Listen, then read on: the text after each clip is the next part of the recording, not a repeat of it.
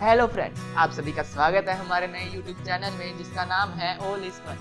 तो चलिए आज हम आपको कुछ नया दिखाते हैं, फन से कुछ हटके, जो आपको बहुत पसंद आएगा। और इस वीडियो को एंड तक देखना। अगर आपको वीडियो अच्छी लगे तो एक लाइक कर देना, सब्सक्राइब करना मत भूलिएगा। तो हर सुबह की तरह चाय गैस पर उबल रही थी, माँ खाने की तैयारी कर रही थी और बाबा न्यूज़पेपर पढ़ रहे थे। मेरे स्कूल के सारे ही दोस्त पिकनिक पर जा रहे थे and like every other convent school you had to submit a fees beforehand. And बात मानिए, से 8 साल पहले एक मिडिल क्लास फैमिली के लिए 800 रुपये बहुत बड़ी अमाउंट थी। तो मैंने बड़ी हिम्मत करके अपने बाबा से परमिशन मांगी। मैंने पूछा, बाबा क्या मैं जा सकता हूँ? उन्होंने पहली बार में तो कोई जवाब नहीं दिया, तो मैंने अपना सवाल फिर से पूछा। इस बार उन्होंने न्यूज़पेपर हल्का सा नीचे करा, मुझे देखा और मना कर दिया। बाबा की आज तक कोई बात नहीं काटी थी, लेकिन उस दिन मैं अपने बचपने में जिद करने लगा। मैंने कहा, बाबा जाने दो ना, सब जा रहे हैं। उन्होंने गुस्से में कहा, मना कर दिया ना एक बार, समझ में नहीं आता। मैंने भी तैश में स्कूल बैग उठाया, साइकिल निकाली और फ़ौरन स्कूल चलाया। जब स्कूल पहुंचा तो देखा मेरे सारे फ्रेंड्स साइड में बैठ के प्लानिंग कर रहे थे और मैं बस ये सोच रहा था कि कैसे माँ बाप हैं यार, अपने बच्चे की खुशी नहीं देखी जाती। गुस्से में न जाने क्या क्या नाप शनाप बोल रहा था। खैर, वापस आने का रास्ता जो महज 15 मिनट का था, उस रोज़ 1 घंटे में तय करा था। जब घर पहुंचा तो माँ ने पूछा, आज लेट कैसे हो गया? मैंने उन्हें कोई जवाब नहीं दिया। वो समझ गई थी कि मैं नाराज़ हूँ। उन्होंने मुझे समझाया भी, लेकिन मैं अपने बचपने में किसी की सुन कह रहा था। शाम को बाबा घर आए। उन्होंने बड़े प्यार से मुझे अपने पास बुलाया और समझाया कि बेटा फाइनेंशियल हालत सही नहीं है, समझो, अगली बार चले जाना।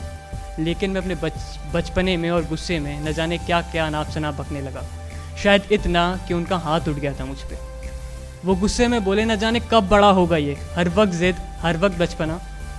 उस रात में खूब रोया था, शायद इतना कि रोते रोते खाली पेट ही सो गया था।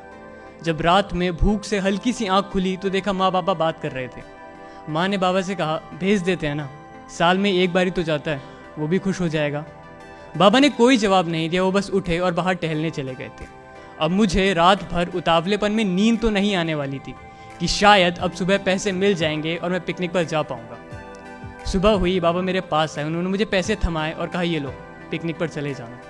एक पल को मेरी खुशी का ठिकाना नहीं था। मैंने फ़ौरन साइकिल निकाली और स्कूल की तरफ चल दिया। घर से थोड़ा दूर पहुंचा था कि याद आया, जो तावलेपन में लंच तो घर भूल गया है। वापस घर आया तो देखा माँ बाबा फिर से बात कर रहे थे। माँ ने बाबा से पूछा, पैसे कहाँ से आए? बाबा ने कोई जवाब नहीं दिया। माँ ने फ़ौरन बाबा की सूनी कलाई देखी और कहा, घड़ी बेच दी क्या? बाबा ने कहा, क्या फालतू की बातें कर रही हो, ऑफिस के लिए लेट हो रहा है, खाना बांध दो। मैं अभी भी दरवाजे पर सुन्न खड़ा था, आंखों में आंसू लिए बस यही सोच रहा था कि सही में बाबा ने मेरी खुशी के लिए दादाजी की आखिरी निशानी भी बेच दी। क्या सही में मेरा सैर सपाटा उस घड़ी से ज़्यादा ज़रूरी था? खैर, मैं स्कूल आया वापस। अब पिकनिक पर जाने का मन नहीं था। वो पैसे स्कूल में जमा करने की हिम्मत नहीं थी। मेरे सारे फ्रेंड्स कह रहे थे, अविनाश चलना, चलते हैं, लेकिन अब बस जी सा नहीं था। वापस आने का रास्ता जो महज 15 मिनट का था, उस रोज़ फिर से 1 घंटे में तय करा। माँ ने पूछा, आज क्यों लेट है? उस रोज़ गुस्से में जवाब नहीं था और आज शर्म से। अगले दिन संडे था, मुझे पिकनिक पर जाना था। माँ ने सुबह जल्दी उठा दिया, कहता, उठ, पिकनिक पर नहीं जाना है। मैं सवेरे से ही आलस कर रहा था। आज चाय फिर गैस पर उबल रही थी, आज फिर कुछ बात करने का मन था। बाबा न्यूज़पेपर में मशगूल थे, जैसे कुछ हुआ ही ना हो। मैं उनके सामने बैठा। उन्होंने अपने पुराने अंदाज में न्यूज़पेपर हल्का सा नीचे करा, मुझे देखा और पूछा, नहीं जा रहा है क्या? मैंने फ़ौरन जेब में से एक डब्बा निकाला और उनकी तरफ आगे बढ़ाया। उन्होंने पूछा, इसमें क्या है? मैंने कहा, आप खुद देख लो। अब उनकी आंखों में भी हल्के हल्के आंसू थे। वो घड़ी तो नहीं, लेकिन उससे कुछ मिलती जुलती घड़ी तो थी। वो अपने आंसू न्यूज़पेपर में छुपा रहे थे। इतने में माँ चाय लेके आई। उन्होंने सब देखा। माँ बाबा ने अपने पास बुलाया, गले से लगाया और कहा, आज हमारा बेटा बड़ा हो गया। तो हम शायद कभी कभी अपने बचपने में अपने माँ बाप का प्यार, वो सैक्रिफाइस, वो सब भूल जाते हैं, लेकिन वो कभी भी हमारे लिए अपना प्यार कम नहीं होने देते हैं। So from this stage, I just want to say one thing.